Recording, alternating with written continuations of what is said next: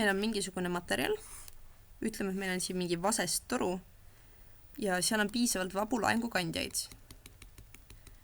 Vabad laengukandjad metallides olid siis näiteks elektronid, on ju, ja kui meil oli tegemist elektrolüüdiga, ehk siis ainega, kus on ioonid lahustunud, siis kutsusime neid vabu laengukandjad, selles olid ioonid. Aga siin meil on ju elektronid, vasktoru, ja seal on elektronid, on vabad laengukandjad. Ja kui nüüd sellele materjalile, milles on palju vabu laengukandjaid, rakendada elektrijõudu, juhtub selline asi, et need kõik elektronid hakkavad suunatult liikuma.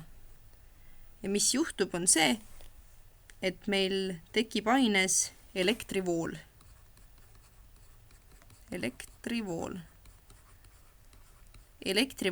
on siis lihtsalt see, et need vabad laengukandjad liiguvad mingis suunas, nad nagu voolavad. Et kui sa mõtled sellele, et kui sul on jõgi, siis jões ka vesi voolab mingis suunas. Et põhimõtteliselt need vabad laengukandjad on nagu vesi mingisuguses jõekanalis. Nad lihtsalt voolavad mingis suunas, mingi jõud tõmbab neid mingis suunas. Või siis näiteks mingi autoteel on ju, sõidavad ühes suunas, on ju. Või noh, jah. Ja nüüd, kui sa mõtled jõe peale, siis sa saad ju jõel voolutugevust kirjeldada. Et noh, et mõnikord näiteks mingi suvel on voolutugevus suhteliselt aeglane, on ju, vähe vett voolab korraga läbi, aga näiteks mingi kevadel, kui lumi hakkab ära sulama, siis jõed võivad voolata väga kiiresti, seal võib olla väga palju vett. Ja seda me kutsume ju voolutugevuseks. Voolutugevus. Ja elektri puhul meil on täpselt samasugune sõna, voolutugevus. Ja voolutugevus, noh, kui me mõtleme jõe peale, et see tähendab, kui palju nagu vett voolab, siis kui me räägime elektrivoolust, siis me räägime sellest, et kui palju neid vabu laengukandjaid läheb mingist kohast ühel hetkel läbi. Et see on meil nüüd juhi ristlõige.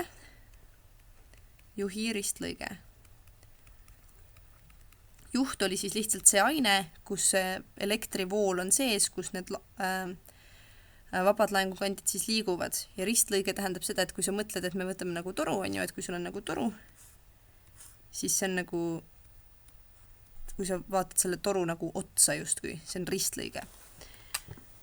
Ja voolutugevus on siis lihtsalt see, et kui palju neid vabu laengukandjaid ühel hetkel siit juhi ristlõikest läbi läheb. Et väga-väga loogiline on ju, kui läheb rohkem läbi, siis voolutugevus on järelikult suurem, kui läheb vähem läbi, järelikult voolutugevus on väiksem. Aga füüsikas on voolutugevuse kirjeldamiseks ka üks sõna ja selle nimi on amper. Amper. Ja selle tähis on A.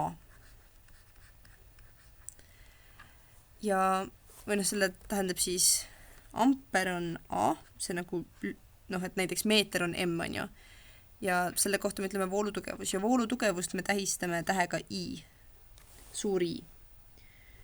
Ehk siis voolutugevust me mõõdame amprites, see näitab, kui suur laeng läheb läbi juhi ristlõike mingi aja jooksul. Et kui meil on näiteks siin see juht ja 1 sekundi jooksul läheb mingi kindel kogus vabu laengukandjaid siit läbi, siis me ütleme, et näiteks voolutugevus on 1 amper või voolutugevus on 0,2 amprit. Et see on lihtsalt selleks, et kirjeldada, kui palju neid elektrone läheb juhi ristlõikest ühel hetkel läbi. Ja kuna elektrone on nagu väga palju selles ühes juhis ja neid sellest ristlõikest läheb ka nagu tõsiselt palju läbi, nagu miljoneid, kui mitte miljardeid on ju ühes sekundis või ühes hetkes, noh, oleneb natuke materjalist, oleneb, kui suur see ristlõike on ja kõikidest nendest asjadest, siis meil on selline ühik mõeldud välja nagu 1 kulon. Või noh, kulon on siis see ühik ja siis 1 kulon on sama palju kui nii palju, siin on 2, 1, siis 1, 2, 3, 1, 2, 3, 1, 2, 3, 1, 2, 3, 1, 2, 3 elektroni. Nii, ruum saab otsa. Ehk siis 1 kulon on nii palju elektrone, hästi suur arv on ju, ja põhjus, miks me kasutame seda ühikut 1 kulon, on siis selleks, et me ei peaks ütlema, et mingi 8 miljardit elektroni läks 100 hetkes läbi selle juhi ristlõike. See on lihtsalt ebaloogiliselt suur arv, seda on väga raske ka kasutada, sest ta on natuke imelik, on ju meil raske arvutada sellega ja me kasutame lihtsalt kuloneid. Ja nüüd, kui me tahame voolutugevust arvutada, siis mis me teeme selleks? Voolutugevus on ju I, ma teen siia mingi teist värvi kasti, I on voolutugevus, see on üks sõna. Voolutugevus on kui suur laeng, mida me tähistame tähega Q. See kulon siin on laengu suurus.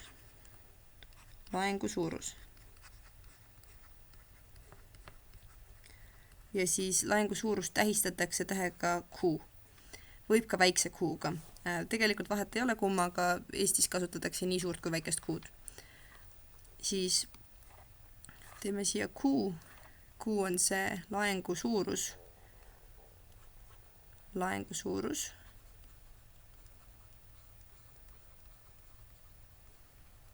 Ja 100 hetkes.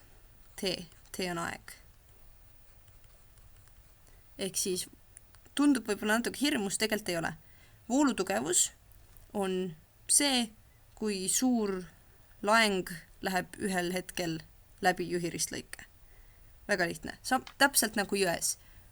Voolutugevus on see, et kui palju vett läheb korraga mööda. Ühes hetkes on ju. Ja teeme siia otsa kohe ühe ülesande, et võib-olla seda natuke näitlikustada. Ma kirjutan selle uuesti siia. I võrdub Q jagatud T-ga. Q on laengu suurus. T on aeg. I on voolutugevus. Nii, Jüri tahab teada, kui suur voolutugevusega tema telefon laeb.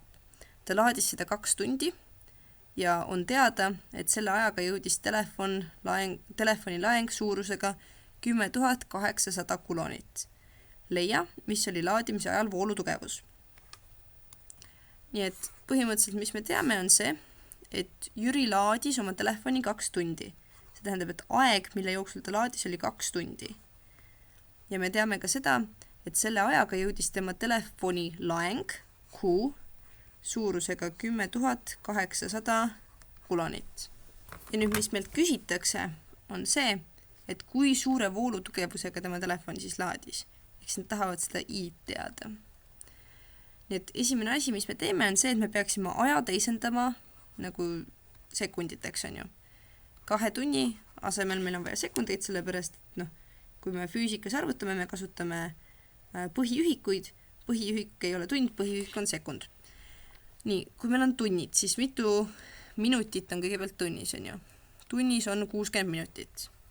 Ja nüüd mitu sekundit on minutis, on ju ka 60. Ehk siis me saame sellise tehte. Ehk siis me teeme 2 korda 60, korrutada 60 ja saame teada, see nüüd sekundid on ju, et 2 tunnis, on 7200 sekundit.